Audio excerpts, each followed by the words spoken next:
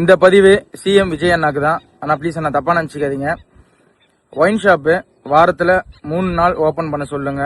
அப்படி இல்லைன்னா டெய்லி 6 மணிலேருந்து 10 மணி வரைக்கும் ஓப்பன் பண்ண சொல்லுங்க. அப்படி இல்லைன்னா ஞாயிற்றுக்கிழமை ஒரே ஒரு நாள் ஓப்பன் பண்ண சொல்லுங்க. அப்படி இல்லைன்னா ஒரு ஆளுக்கு 2 குவார்ட்டர் தான் அந்த மாதிரியாவது சொல்லுங்கண்ணா. அது ஒரு நாள் ஓப்பன் பண்ணா. ஏன்னா பசங்க மானாவரியாக குடிச்சிட்டு கீழே வந்து வாடுறானுங்க. ரொம்ப கஷ்டமாக இருக்குது. சின்ன சின்ன பசங்கள்லேருந்து பெரியவங்க இருந்தாலும் சரி, அதை பார்க்கறதுக்கு ஒரு இதுவாக இருக்குண்ணா. அதனால தான் உங்ககிட்ட சொல்கிறேன். தயவு செஞ்சு தப்பாக நினச்சிக்காதீங்க. இப்போது சொல்ல போகிற பதிவு வந்து கல்யாணம் ஆனவங்க மட்டும் தயவு செஞ்சு காதை கொடுத்து கேட்டுக்கோங்க. கல்யாணம் ஆகிறதுக்கு முன்னாடி நம்ம மானாவரியாக குடிச்சிட்டு கீழே வந்து கிடக்கலாம். செத்து போனால் கூட வீட்டில் அப்பா அம்மா கூட பிறந்தா அழுவாங்க. கல்யாணம் ஆன பிறகு நம்மளுக்கு குடிச்சிட்டு எதனா கீழே வந்து செத்துக்கு இது போனால் பெண்கள் மனைவி ரொம்ப பாவம். அவங்க என்ன பாவத்தை பண்ணாங்க.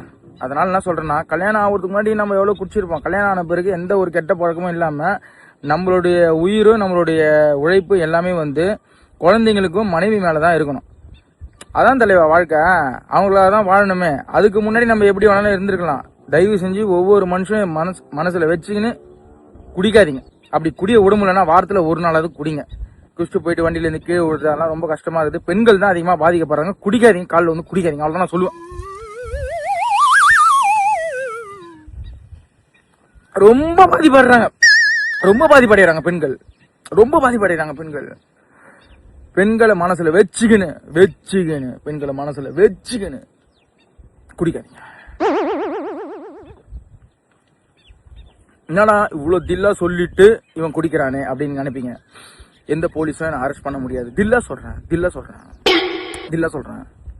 ஏன் தில்லா சொல்றேன்? ஆப்பிள் ஜூஸ் குடிச்சா எந்த போலீஸும் அரெஸ்ட் பண்ண மாட்டாங்க. வீடியோ முடியணும்னு எதிர்பார்த்து நிற்பீங்களா? உன்னை விடக்கூடாதுரா, இவ்வளோ திமிரா சொல்றான், அவனை அரெஸ்ட் பண்ணுங்க குடிக்காம பாருங்கன்ட்டு. நான் ஆல்ரெடி குடிச்சிருந்தவன் விட்டுட்டேன். அதனால இது சும்மானா ஆப்பிள் ஜூஸ் வாங்கி வச்சு குடிச்ச மாதிரி ஒரு ஆக்டிங். மனசுலாம் ஒரு மாதிரி குழம்பி போய் கொய்யா பழம் மாதிரி ஆயிட்டு இருக்கல உங்களுக்கு. கொஞ்ச நேரத்தில் ஒருத்தனை பார்த்த உடனே ஒரு எடை போடக்கூடாது. ஆனால்